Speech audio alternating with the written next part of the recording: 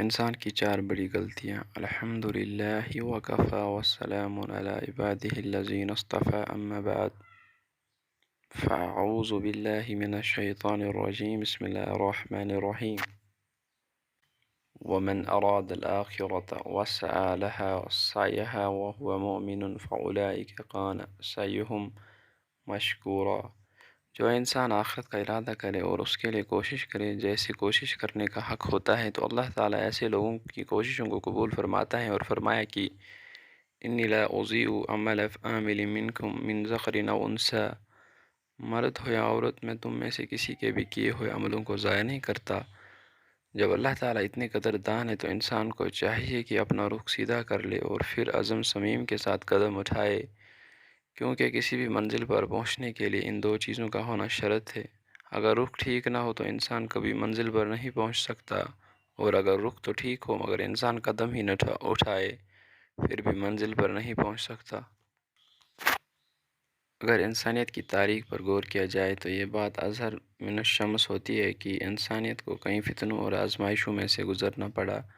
مختلف اوقات میں انسان کو مختلف فتنوں کا سامنا کرنا پڑا۔ آج اس دور میں ہم زندگی گزار رہے ہیں، اس وقت انسان عام طور پر چار بڑی غلطیاں کر رہا ہے جن کی وجہ سے آج انسانیت پریشان نظر آ رہی ہے۔ پہلی غلطی یہ ہے کہ انسان نے آخرت کو چھوڑ کر اس دنیا کو اپنی محنت کا میدان بنا لیا ہے۔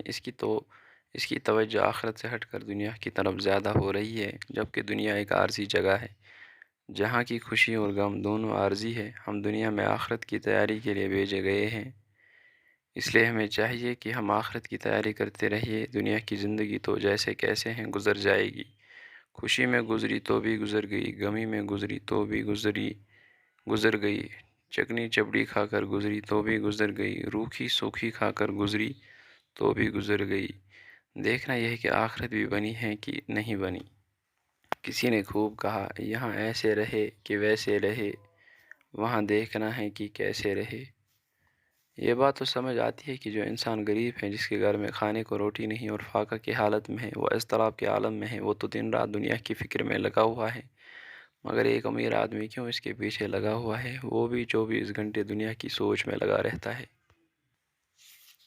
ہم جتنی بھی دنیا حاصل کرتے جائے ہمارے دلوں کو کبھی اطمینان نہیں ملے گا۔ حدیث پاک میں آتا ہے کہ کسی کو ایک وادی سونے کی بنی ہوئی دے دی جائے تو وہ تمنا کرے گا کہ ایک اور وادی مل جائے، اس کے بعد اور تمنا کرے گا، حتیٰ کہ پوری دنیا سونے کی بنی ہوئی دے دے تو تمنا کرے گا کہ اس کا بنانے والا بھی میں ہوتا۔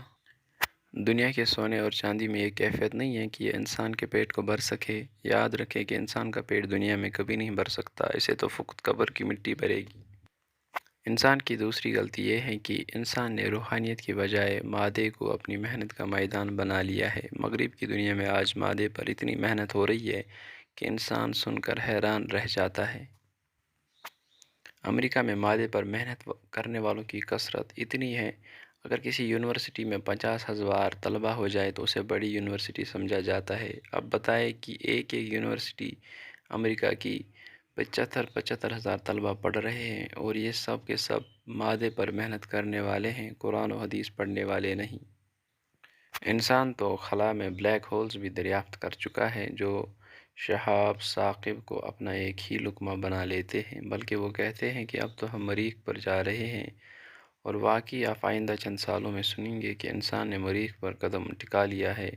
اس کے بعد وہ نئی سے نئی دنیایں دریافت کرنے کی کوشش کریں گے، کیونکہ اللہ تعالیٰ خود تسخیر کائنات کا درس دیتے ہوئے ارشاد فرماتے ہیں، سخر لکم، تمہارے لیے مسخر کر دیا گیا ہے، ما فی السماوات و ما فی الارض، جو کچھ آسمانوں اور زمین میں ہے۔ یہ سورج، چاند، ستارے، ثریا اور کہکشائیں آسمان اور زمین کے درمیان کی تو ہیں، جن کی طرف انسان پیش قدمی کر چکا ہے، لیکن افسوس کہ انسان نے فقط انہی مادی چیزوں کو اپنی محنت کا میدان بنا لیا ہے اور روحانیت کے درس کو بھول گیا ہے۔ انسان کی تیسری غلطی یہ ہے کہ انسان نے اپنے من کو چھوڑ کر اپنے تن کو محنت کا میدان بنا لیا ہے۔ آج ہمیں جتنی فکر اپنے ظاہر کی ہے، اس سے زیادہ اپنے باطن کو سنوارنے کی فکر ہونی چاہیے۔ ہمارے چہرے پر ذرا سی کوئی چیز لگی ہوئی ہو تو ہم لوگوں میں جانا تو پسند نہیں کرتے، لیکن دل پر میل چڑھی ہوئی ہوتی ہے اور ہم اسی حالت میں اللہ تعالیٰ کے حضور پہنچ جاتے ہیں۔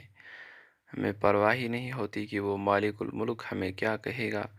جس چہرے کو دنیا دیکھتی ہے اس چہرے کو سنوارنے کے لیے ہم دن میں کئی مرتبہ آئینہ دیکھتے ہیں، اور جس چہرے کو اس مالک الملک نے دیکھنا ہوتا ہے اس کو آئینے میں ایک دفعہ بھی نہیں دیکھتے۔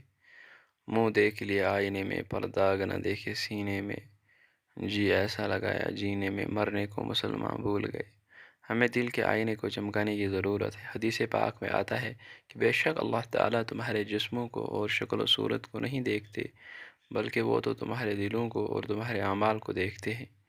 اس لیے وہ چہرہ جو دنیا دیکھتی ہے اس کو دن میں اگر کئی مرتبہ دیکھتے ہیں تو جس چہرے کو ہمارا پروردگار دیکھتا ہے ہم اس چہرے کو بھی اپنے ضمیر کے آئینے میں تھوڑی دیر کے لیے بیٹھ کر دیکھا کرے کہ انسانوں والا چہرہ ہے یا حیوانوں والا۔ دنیا آج تحقیقات میں پڑی ہوئی ہے لیکن اسے اپنے اندر کی تحقیق کا پتہ نہیں، اس لیے صبح اٹھتے ہیں تو جتنی فکر اخبار پڑھنے کی ہوتی ہے، موبائل دیکھنے کی ہوتی ہے، اتنی مراقبہ کرنے کی فکر نہیں ہوتی۔ دنیا جہاں کی خبریں معلوم کرنے کا شوق تو ہوتا ہے، اسٹیٹس میں کتنے ویوز آئے، لائک ہوئی، کمنٹ آئے، مگر اپنے اندر کی دنیا کو دیکھنا پسند نہیں کرتے۔ یہی وجہ ہے کہ ساری دنیا کو کم کموں سے روشن کرنے والا انسان آج اپنے من میں اندھیرا لیے پھرتا ہے۔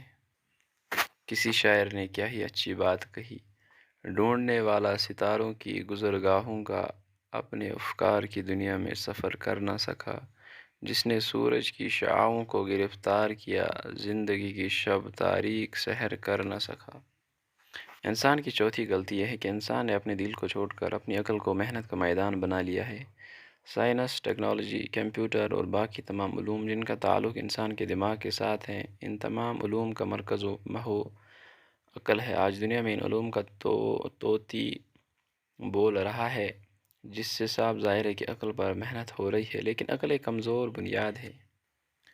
انسان کو عقل کے بجائے دل پر محنت کرنی چاہیے تھی، کیونکہ عقل دل کے تابع ہے، ارادے بھی دل سے اٹھتے ہیں، خواہشات بھی دل میں پیدا ہوتی ہے اور عقل ان خواہشات کو پورا کرنے کی ترکیب بناتی ہے۔ انبیاء کرام علیہ السلام نے انسان کے دل کو محنت کا میدان بنایا۔ دیکھیں محبت کا جذبہ کہاں پیدا ہوتا ہے، دل میں، نفرت کہاں ہوتی ہے، دل میں، انتقام کی آگ کہاں بھڑکتی ہے، دل میں۔ گویا تمناؤں کا مرکز و محور انسان کا دل ہوتا ہے۔ دل میں جس طرح کے جذبات ہوں گے ویسے ہی انسان کے دماغ کی کیفیت ہوگی۔ دل میں نفرت ہو تو انسان کا دماغ اس کے بارے میں غلط سوچنا شروع کر دیتا ہے، اور جب دل میں محبت ہوتی ہے تو آنکھوں پر ایسی پٹی بندھ جاتی ہے کہ انسان کو اپنے محبوب میں کوئی برائی نظر نہیں آتی۔ لہٰذا انسان کے دل پر محنت کرنا نہایت ضروری ہے۔ قرآن پاک اس پر گواہی دیتا ہے، فرمایا لَهُمْ قُلُوبٌ يَعْقِلُونَ بِهَا، اے کاش ان کے دل ہوتے جو انہیں عقل سکھاتے، او آذان يَسْمَعُونَ بِهَا، ان کے کان ہوتے جن سے وہ ہدایت کی بات سنتے، فَإِنَّهَا لَا تَعْمَى الْأَبْصَارُ، بے شک آنکھیں اندھے نہیں ہوتی، وَلَكِنْ تَعْمَى الْقُلُوبُ الَّتِي فِي صُدُورِ، بلکہ سینوں کے اندر دل اندھے ہوتے ہیں۔ نبی اکرم صلی اللہ علیہ وسلم نے ہمیں جو نظام زندگی دیا وہ کوئی اور تھا۔ وہ نظام تو انسان کے دل کو ایسا بدل دیتا ہے کہ محفل ہو یا تنہائی، کسی کی پڑی ہوئی چیز کو آنکھ اٹھا کر دیکھتا ہی نہیں، حتیٰ کہ اگر راستوں میں کمبل گرتے تو وہ پڑے پڑے مٹی بن جاتے تھے، لیکن مسلمانوں کی نظر اس پر نہیں پڑتی تھی، کیونکہ وہ سمجھتے تھے کہ اس وقت اگرچہ دنیا کا کوئی آدمی نہیں دیکھ رہا مگر پروردگار تو دیکھ رہا ہے۔ اسلامی تعلیمات کا یہی تو حسن ہے۔ آپ ایسے لوگ بہت تھوڑے دیکھیں گے جو اس لیے حیران و پریشان ہوں گے کہ آج ہمارے دل کی حالت اچھی نہیں ہے، ہمارے دل میں غلط خیالات کیوں آتے ہیں، ہمارے دل میں گناہوں کے جذبے کیوں پیدا ہوتے ہیں، ہمارے دلوں میں ایمان حقیقی کا جو لطف آنا چاہیے تھا وہ کیوں نہیں آ رہا۔ لہٰذا اپنی توجہ کا قبلہ ٹھیک کرنے کی ضرورت ہے۔ جب وہ دن آ گیا کہ جب ہم نے دنیا کی بجائے آخرت پر محنت کرنا شروع کر دی، مادے کے بجائے روحانیت پر محنت کرنا شروع کر دی، تن کے بجائے اپنے من پر محنت کرنا شروع کر دی، اور عقل کے بجائے دل پر محنت کرنا شروع کر دی، تو پھر ہماری توجہ کا قبلہ ٹھیک ہو جائے گا، اور جو قدم بھی اٹھے گا وہ ہمیں منزل کے قریب سے قریب تر کر دے گا۔ دعا ہے کہ اللہ رب العزت ہمیں آخرت کی فکر نصیب فرما دے، اور جب دنیا سے جانے لگے تو صدا آ رہی ہو، یا ایھا النفس المطمئنہ ارجعی الی ربک راضیۃ مرضیہ فادخلی فی عبادی وادخلی جنتی، آمین ثم آمین۔